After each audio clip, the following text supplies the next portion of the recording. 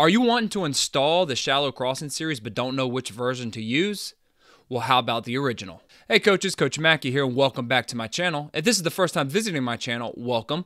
And let me tell you a little bit about this channel. We talk about the spread offense, air raid, passing schemes, running schemes, tempo, RPOs, any and everything that has to deal with the spread offense. And if you want to learn from this wonderful coaching community, then hit that subscribe button down below. And if you want to get the latest news on when I post a video, hit that bell notification right beside it. I love the shallow crossing series because it allows you to get the ball to one of your best players in space and have him do what he does best. It is juke people and score points. And there's a lot of talk out there about which version is better. Should you have a post? Should you have a curl? Should you have an out? And all that. And it can be confusing if you've never installed it or if you don't know what you want in your installation process. Well, in today's video, I'm going to go over the original shallow crossing series, how it is the then to the air raids for vertical concept, and why I like it. So let's get into today's video. If you run the 4 verts and then everybody on the defense is bailing and you don't feel like adding in conversions, then so everyone's bailing, the quarterback doesn't know what to do, he keeps checking it down to the running back, you don't want to add the conversions because you don't feel comfortable teaching it or your kids just can't get it or anything like that, then you run the shallow cross. And that is actually how it came about to be. Coach Hal Mumme decided that he wanted to tag one of his wide receivers into a shallow drag so that if everybody was bailing out like they're doing in this example, then his quarterback had someone to throw it to, an oh crap, if you will. So if you have the 4 verts and you're not really being really successful in the 4 vertical package, then you need the shallow cross. And what I'm going to do is I'm going to draw up shallow cross with the F running the cross. If y'all know what it is, and this is just me personally, I like to leave the L and the R on the verticals. The reason why is because it still sells the vertical. If you run them on a post, that's fine. I like to use that as a tag, and that's what we're going to get into later is the different tags you can use, and that's going to be in another video and series. But right now, it's just the basic shallow cross, and how I teach the basic shallow cross is the outside guys are running vertical and then the inside guys are doing the route. So this would be F shack. I use Coach Noel Mazzoni's nomenclature. I know a lot of y'all use 91 and stuff like that, the true air raid way. Not me. I first heard about this through Noel Mazzoni watching an old video of his on YouTube somewhere where he actually had a little bit of hair, and he was talking about the shallow cross and how he would call it. Now, before we get into it, if you want to learn more about the air raid, I wrote a book. It's at airraidbook.com. You can go there, check it out. If that's something you're interested in, fine. If not, no sweat off my back. We are going to draw up right now the F shack. And here's the major key point running the F shack. So the F is running the shack or the shallow. The next wide receiver across the center will be running the dig. That is the Y, and he is running 10 yards. I know it's not drawn up perfectly for 10 yards, but just imagine it is 10 yards, and he is running across. And then you can give him the option of sitting down if it is sitting down if it's zone, or if it's man-to-man, he keeps running. And Coach Dave, welcome. I'm glad you're here. Thanks for being a part of this, man. Give it a thumbs up if you haven't already, and tag another coach in. Let's get some talking going on. So we're back to the shallow. The F is running the shallow, and here's the key takeaway. That F has to run at no deeper than the line of scrimmage. If he wants to run a yard in front of the line of scrimmage, that is fine, but he cannot get deeper than the line of scrimmage. The reason why is if he gets deeper, and we've had this first installing it, where he would run his shallow maybe 3 yards, well, then that messes up with the dig behind it because now the defender, the linebacker, who we should be keying, can play both. He can play the dig or he can play the shallow drag. So that's the first key coaching point. The second key coaching point is this Y wide receiver. He needs to outside release this linebacker. And the reason why is we want this linebacker, because this is our key, to turn his hips and run. A lot of Palms coverage teams, they teach the linebacker that if your guy, that slot receiver, goes vertical, you've got to wall him off, which is great because we are using that against him. We are jujitsuing this linebacker's reads and his coverage keys so we can sneak this this F shallow cross underneath him. Because I get it. A lot of y'all like the R4 method of reading it from rhythm, read, rush, all of that. I never could get that. I'm not smart enough to do that. So my whole line of thinking, and this goes with Coach Leach and Coach Mummy's line of thinking, is I want to make easy, simple completions to really, really, really fast guys in space and have them do their thing.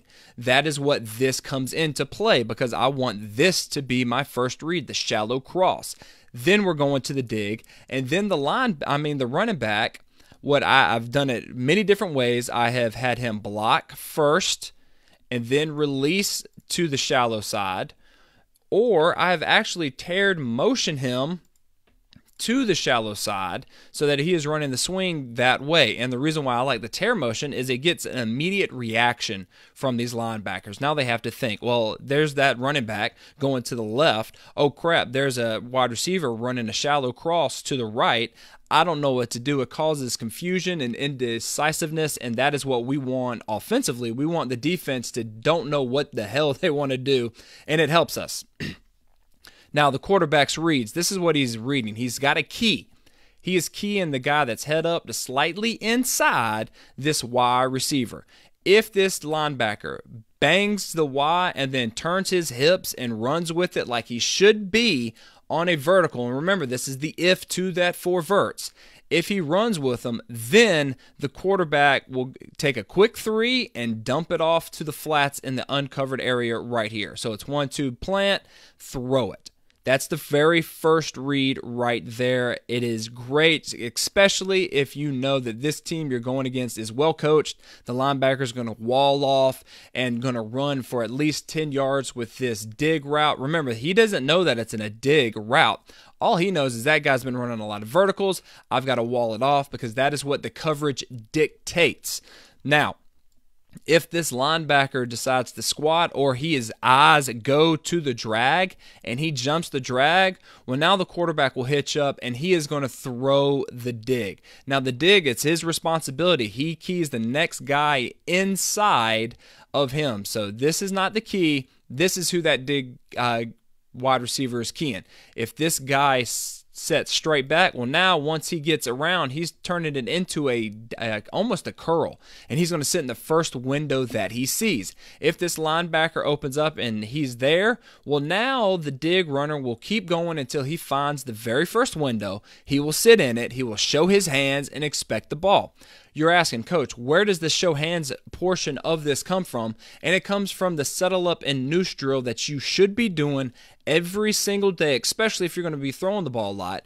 That teaches your guys to find the grass, sit in grass, show your hands, and it also teaches the quarterback which shoulder he should be throwing it to. You want to throw it away from this guy. So if this man sets up, the defender's on the right side, the wide receiver sets up, the quarterback should be throwing it to the left shoulder, and then the quarterback should the wide receiver should immediately turn, get upfield, get what you can. And honestly, I say get what you can and fall down. I really don't care that you man up, show your nuts, run people over. No.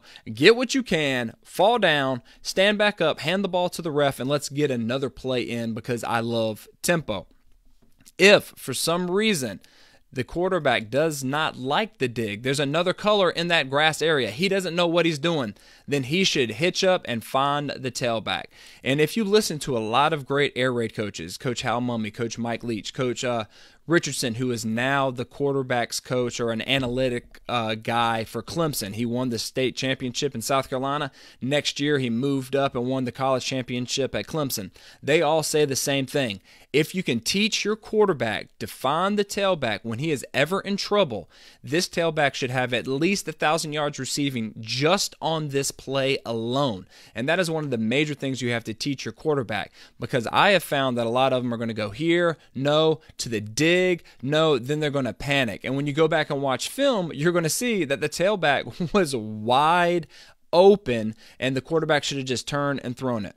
And the way we have tried to circumvent that is we try to get the tailback, if he is wide open and there's no one 10 yards away from him, to give a ball call. And what he does is the quarterback hears ball. He knows automatically I'm going to turn and I'm going to throw it to the tailback. If it's an interception or if the tailback can't get that guaranteed 10 yards, then that's not the quarterback's fault. That is the tailback's fault because he shouldn't have called for ball. And this right here is just a simple way we install on day one the shallow cross. And I know that a lot of coaches don't like running this now because they think that the pattern matching they see on Saturdays and Sundays is the same pattern matching defense they see on Fridays and Thursdays. And it's not. Those guys aren't doing anything like that. And also, if they do, remember, that is why it's very important for this Y to outside release this linebacker and make him think he's going vertical because he is going to go because that's what the rules dictate. Coach Marcelo, thank you for coming up, by the way. I appreciate it. And for any other coaches, I'm going to get to your question in a minute. If you find this helpful, please give it a thumbs up, share it, tag another coach. And if you want to learn more about the air raid, I wrote a book, How to Simplify the Air Raid. You can go to airraidbook.com. Check it out. If you don't like it, hey, that's fine. I was just doing that because I love this offense so much. He says, when you, Coach Marcelo says, and by the way, let me know if I pronounced your name right. When you say hitch up, are you saying the quarterback should reset his feet and throw it to the quarterback or to the tailback? Yeah, that's what I do. I go 1, 2, plant. And that's on that plant, he should be throwing that drag. If not hitch, he should be throwing the dig. If not hitch again, he should be throwing the swing to the tailback. And if he hitches the fourth time, you better get the hell out. Get what you can and then go. If you follow Coach Mike Leach, he actually said you should have 3.5 seconds to get the ball off. A lot of people think in the air raid that if you throw the ball, you got to throw the ball 80 yards down the field. And he goes, it's not about that. What the air raid is and what the spread offense is trying to pass the ball should do is you have to use the entire sideline, so sideline to sideline, and no deeper than 30 yards. And we all have a guy that can do that. And he just said that. If you follow my Twitter, you can find it. I'm going to repost that on Instagram as well. He did an hour-long conversation at the MIT Sloan Conference with Michael Lewis, the Moneyball guy, where he was talking about a bunch of stuff, and it was freaking beautiful. It was great. If you haven't seen it already, check it out. Coach Eric says, is there any way to incorporate an RPO out of this?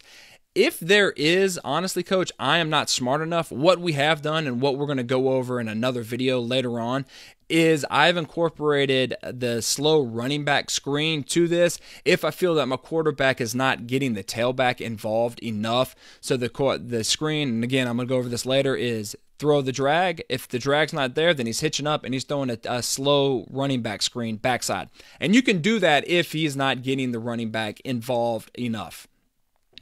Coach Eric asks, also, how do you communicate your offense? All signals or wristbands? I have done nothing but signals, one words, easy words with words that have an L and an R in it. So if we're going to the left, it has an L. If it's going to the right, it has an R. I think my head coach wants to incorporate a little bit of wristbands, which we will start doing. The reason why I really don't like wristbands, though, is because I'm extremely lazy, and that is just a ton of work to do. But again, boss man wants it, I will do it. Also, I go into what the plays are called in the book at airraidbook.com, so check it out if you haven't already. Coach Sanders says, can you run trips and run a shallow snag concept? Are you talking about drive where you move this guy over here and then you run almost the same concept where you've got the drag coming from the same side as the dig? You can, but I haven't done that. We may start doing that this spring just to see if we can't get more things involved. So if I'm running drag or shallow cross at a 2x2, can I do the same thing at a 3x1 with no new learning? I'm going to try to do that, but I really am an air raid purist, and I don't really like doing it that way. I know a lot of coaches do. That's just not my cup of tea. Let's see. Coach Steven, I'm just here trying to not get caught watching this at school. Don't get caught, man. I am fixing to run out. I have a couple of things to do. That's why I am here right now. But thank you for being a part of this, man. I love seeing you all the time, and I hope that you're being safe with all the crazy weather going on. And Ron Sanders, I was just replying to Eric. Oh, I got you, Coach. Sorry about that. Coach Steve, do you convert a swirl route by the F when linebackers are extra physical on a wall-off technique? No, that is a fantastic question, but what I have been toying with, and we did it a couple of times in practice, haven't really called it in the game, or actually I called it once or twice and it was wide open, but my quarterback wasn't comfortable, which means I have to do more of it in practice, is I call a mesh return. And that tells the meshers, okay, right before you clap, you are going to go back to where you came and then find the grass on that side. And I promise you, when I saw it on the film after I called it 3 or 4 times in a game, I was like, oh my God, that was so wide open. That needs to go back into the call. I need to rep it more during practice so my quarterbacks get comfortable. And actually, in the spring ball, that is going to be a day 3 install. So when we're doing mesh, I know we're getting off the subject. When we do mesh, day 1 is going to be mesh at a 2x2, day 2 is going to be mesh at a 3x1, and day 3 is going to be mesh at a 2x2, 3x1, but with the return tag, and it is going to be beautiful. I know it, and I will show film of that later on in the year once we get back to do that. Again, coaches, thank you so much for being on here. If you haven't already, please follow my Instagram. It's RS McKie Jr. I just did an Instagram live video talking about which version of Quick Game would I rather install, the stick or the Y corner. And I talk about it and which one I think, and I really enjoy doing it. If so, follow me on Instagram because I'm going to do a lot more of those because that's just another way we can connect. I love talking ball with y'all. If you have any questions, please leave a comment. Email me at ronmackey@ronmackeyfootball.com. DM me on Instagram because I'm on there a little bit more than Twitter. I found that Twitter is kind of getting a little bit toxic. The way politics has infiltrated Twitter is now infiltrating, I can't speak, the football coaching community and stuff like that, and I just don't like it. Everyone's just talking shit, and that's just not why I do anything like that. The reason why I started doing this is because when I was coming up as a coach, I never had anyone to help me out. Now, I'm not saying I have the answers or that I'm a guru. I'm trying to give you everything that I've learned in the 10 years I've been doing this. And I find that Twitter is kind of getting really nasty out there. So why even be there if it's getting nasty? So let me go through all these real quick. Up in Canada, we see a ton of cover 3. How would it look against that? Hey, Coach Ricky, that's a great question. I've gotten a lot of coaches from Canada. Tell you what, write me, because I'm an idiot. Draw me out a picture if you can. Follow me on Instagram. Take a picture of what a normal Canadian defense looks like against 2x2, and then DM me, and that will be one of the things I cover in my Instagram live. So great freaking question, man. Coach Steven Burris, cover 3, run the 6 play. You ain't lying. If you see one high, always run the 6 if you can. I find that a lot of coaches don't want to do that, and I'm gonna get into reasons why later on. Coach Steve, yes, that is what I was speaking of. Okay, and Coach Eric, thanks, Coach, great stuff. So thank y'all for being here, for being a part of this. I love doing this, and until next time, coaches, let's continue to master the spread, score points, and have fun.